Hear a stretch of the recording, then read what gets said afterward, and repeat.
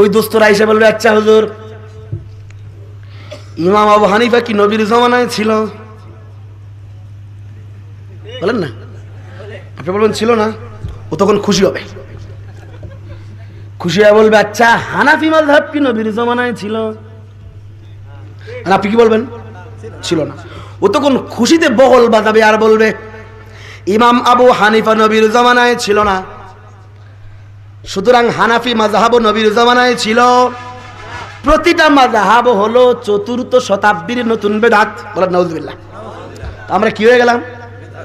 বেদাত হয়ে গেলাম। তো আমাদের সমাজে কিছু ঘাটতেরা লোক থাকে, এরা হুজুরের কাছে মাসালা জানতে আসে না, ঘাউরামি করতে আসে। কি করতে আসে? ওই ঘাটতেরা লোকদের জবাব একটু তেরা করে দিতে হয়। কি করে দিতে হয়? আজকে একটু তেরা জবাব শিখাই দিই।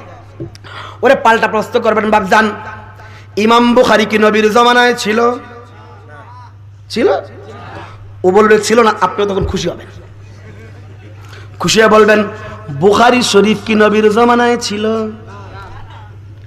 ও না বলার সাথে সাথে যদি আল্লাহ ওর মাথায় ঘিলু রাখেন, গোবর ছাড়া ঘিলু রাখেন, তাহলে সে বলবে ইমাম বুখারী নবীর জামানায় ছিল না, কথা সত্য। বুখারী শরীফ নামে কোন হাদিসের কিতাব নবীর জামানায় ছিল না, তাও সত্য। কিন্তু ইমাম বুখারী তার বুখারী শরীফে যতগুলো হাদিস লিখেছেন, এই প্রতিটা হাদিস কিন্তু অবশ্যই অবশ্যই অবশ্যই নবীর জামানায় ছিল। আরে ভাই, ছিল কি ছিল না? হাদিসগুলো ছিল, ইমাম বুখারী ছিলেন, হাদিসগুলো ছিল বুখারীর হাদিস নামে ছিল। আপনিও তখন সিনা টান করে বলবেন, ইমাম আবু হানিফা নবীর জামানায় ছিলেন না, কথা সত্য।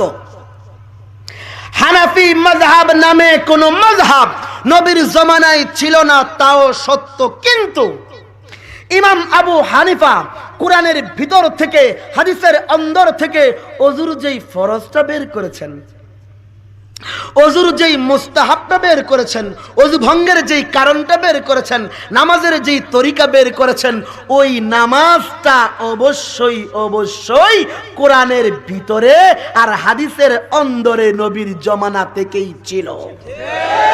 ছিল কি ছিল না? সাহাবীরা ওযু করে নাই, নামাজ পড়ে নাই, ফরজ না যায় নাই, ওযুর ফরজ না যায় নাই, নামাজ পড়ছে। বেসনের মধ্যে কি লেখা? ওযুর ফরজ 4টা, ঠিক না ভাই? ওযু ভঙ্গের কারণ 7টা, এগুলো তো লেখা।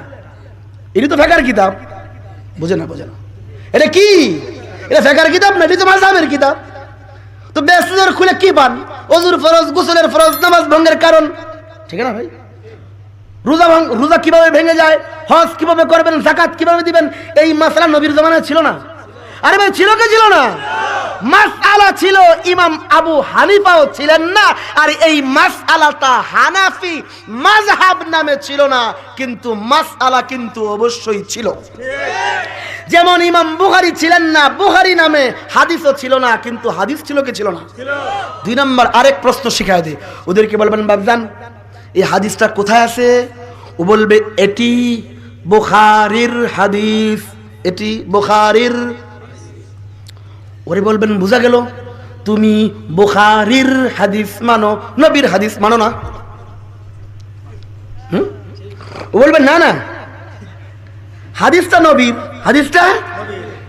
এখন বলবেন বাপজান হাদিস নবীর, বুখারীর কও কেন? ও বলবে হাদিস নবীর, কিন্তু একত্র করেছেন ইমাম বুখারী, করেছেন, একত্র করেছেন ইমাম বুখারী। এই জন্য একত্রকারীর দিকে সম্বন্ধ করে বলি বুখারীর হাদিস। আসলে হাদিস তো বুখারীর না, হাদিস তো নবীর। হাদিস কার?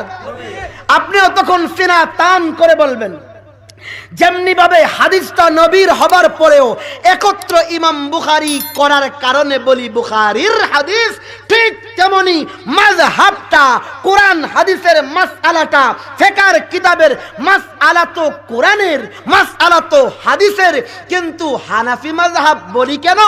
একত্র করেছেন ইমাম আবু হানিফা। একত্র করেছেন ইমাম আবু হানিফা, ইমাম শাফিঈ, ইমাম মালিক, ইমাম আহমদ বিন হাম্বল। এই জন্য একত্রকারীর দিকে সম্বন্ধ করে বলি এটি হানাফি মাযহাব। আসলে মাযহাব হানাফি না, মাযহাব তো কোরআন এবং হাদিসের। মাযহাব কোরআন এবং, এখনো মাযহাব বুঝে আসে না, সাফ সাফ বুঝে আসছে।